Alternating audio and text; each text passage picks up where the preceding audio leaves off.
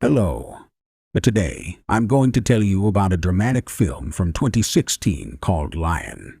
The events unfold in Indian Khandwa in 1986. A 5-year-old Saroo and his 11-year-old brother Gudu steal coal from a train passing through their town. Soon the guard spots the thieves and tries to chase them off the train, but the boys jump off in time to avoid punishment. Afterwards, they exchange their loot for 2 bags of milk and return to the slums where they live with their mother, Kamla. The woman works in a quarry around the clock, so the Khan brothers have to look after their little sister Shakila while their parent is at work.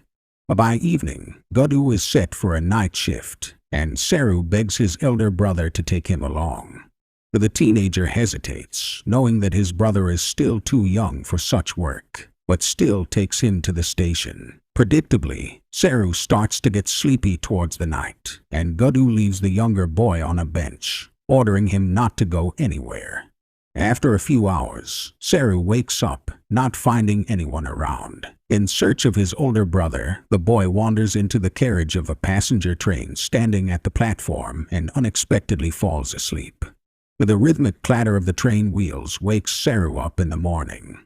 But the boy starts to worry when he realizes that he is in a locked carriage of a moving train, from which it does not seem possible to get out on his own.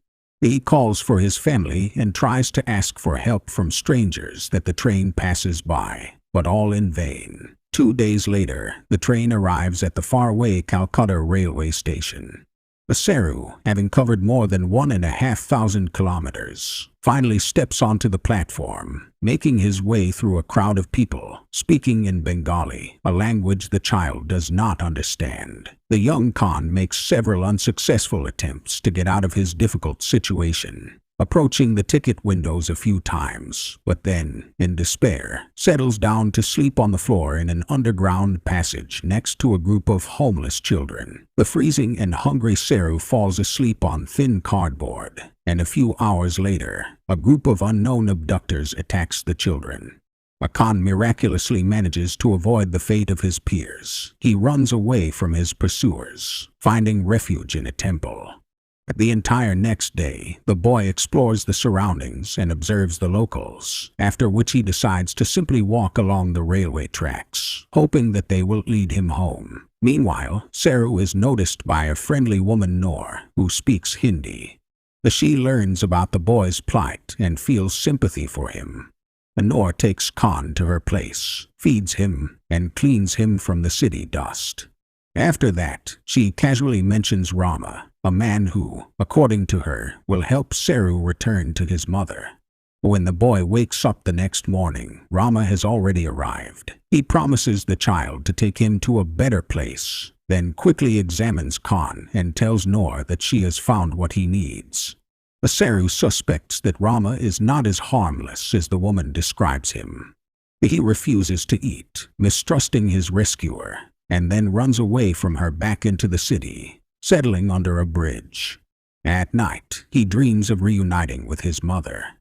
2 months pass. Saroo goes to the dump in search of things that can be exchanged for food. There he finds a spoon. Later, sitting on the street across from a snack bar in the city, Khan begins to copy the movements of a young man eating in the cafeteria with the found spoon, thereby attracting the guy's attention. The stranger takes the child to the police station, but the interrogation leads nowhere, despite the fact that law enforcement officers learn about the name of the town where Saroo came from. They cannot find it on the map. The police distribute photos of the boy, while Saroo is sent to a children's home with a very unfavorable environment. Hundreds of children and cruel caregivers don't allow Khan to feel at ease. During his stay at the orphanage, Saroo befriends a girl named Amida, and also meets a boy named Shandip who periodically self-harms. Soon Khan realizes that the other children are also homesick and scared.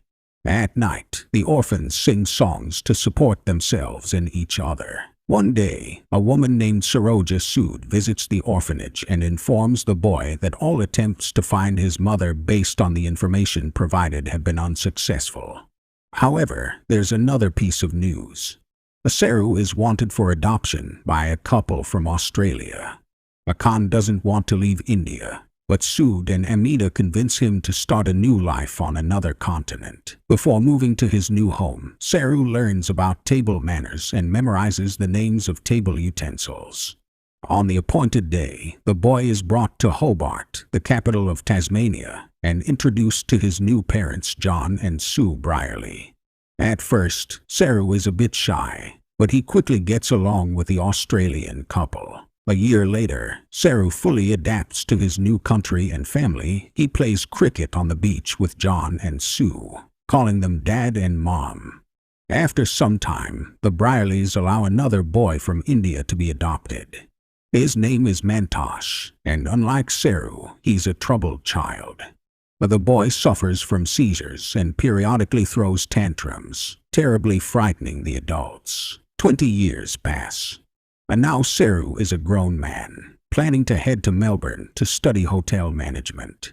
The entire Brierley family gathers in a restaurant to celebrate Saroo's success. Everyone is present except for Mantosh, who has not lived up to John and Sue's hopes. Before leaving, Saroo visits his younger brother, begging him not to disappoint their parents in the future. In Melbourne, at hotel management courses, the man meets an American student named Lucy, who enchants him at first sight. Together, they attend a party with fellow students from India. The young people listen to Indian music, try national dishes, and watch Bollywood masterpieces, but Saroo feels alienated. At some point, he notices Jalbai in the kitchen, a dessert he dreamed of trying as a child. This triggers nostalgic memories of Gudu and life before moving to Australia. Lucy and the others notice a change in their friend's mood, and he tells them how he really ended up in Calcutta. After Saroo tells his new friends his story, the students come up with a way to find Ganesh Talai, Khan's hometown. Saroo mentions a water tower that he saw at the station with Gudu. Barrett then comes up with a plan. They need to find out the average speed of trains in India at that time and thus determine how far Saroo could have traveled in 2 days. But the idea has obvious flaws. The young people realize that there will be thousands of towns similar to Ganesh Talai within the search radius. After the party, Lucy tells Saroo about her loss. 4 years ago, the girl's mother died of cancer. The openness and sincerity bring the young people closer, and they spend the night together. Soon they begin a romantic relationship, and at the same time, Saroo decides to find his hometown using satellite images from Google Earth. After 2 years, Saroo wishes to introduce his beloved to his family. He brings Lucy to Australia, and the Brierleys once again arrange a family feast during which a lot gets out of control. Saroo forbids Lucy from telling his parents that he is looking for his biological mother, and he also upsets Mantosh by harshly saying that they are not brothers, which triggers another fit from the young man. But slowly but surely, Saroo becomes withdrawn. He cannot stop thinking for a second about the fact that his brother and mother have been looking for him for the last 20 years. But the young man's suffering reaches its peak. He breaks off relations with Lucy and his adoptive parents, after which he isolates himself in his apartment, spending hours studying satellite images from India.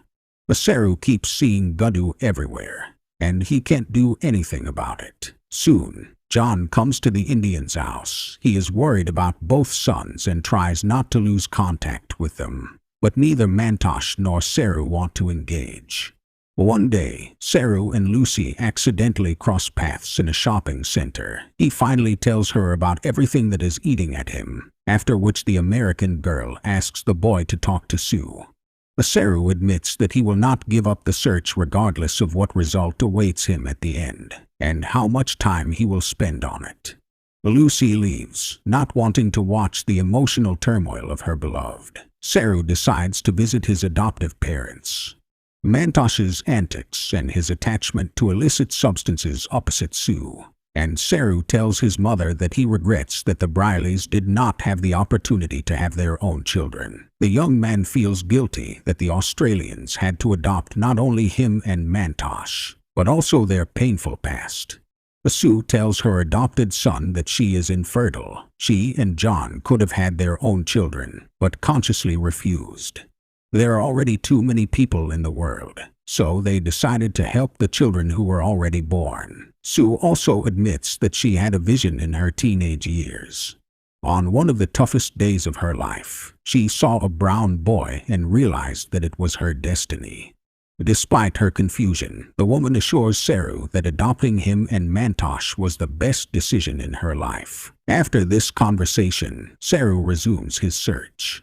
He goes beyond the search radius on the map and discovers the slope of a hill where he stood as a child, watching butterflies. And not believing his eyes, the boy finds the nearest railway tracks and uses them to find the water tower and finally his hometown of Ganeshtali. Saroo realizes that he mispronounced the name in childhood, which caused the protracted search, after which he excitedly tells Lucy that he has found his home.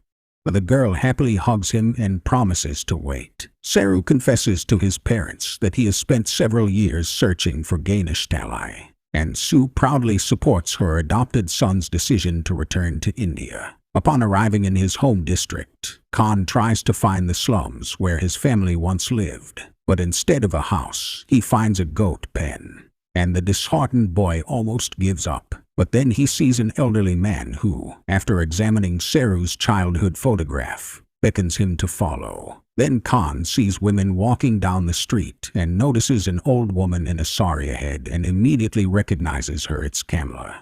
A mother and son rush into each other's arms, finally reuniting. The grown-up Shakila also joins them, after which Kamla sadly announces that Gadu is not alive. It turns out he died that very night when Saroo got on the train to Kolkata and was hit by a passing train. Saroo calls Sue and John, sharing the latest news and telling his adoptive parents that he loves them and has found answers to his questions. Moreover, the young man finds out that all this time he was mispronouncing his name. His name is not Saroo, but Saroo, which means lion. If you liked my retelling, support the channel with comments of more than 4 words. It greatly helps in promoting the video. Bye.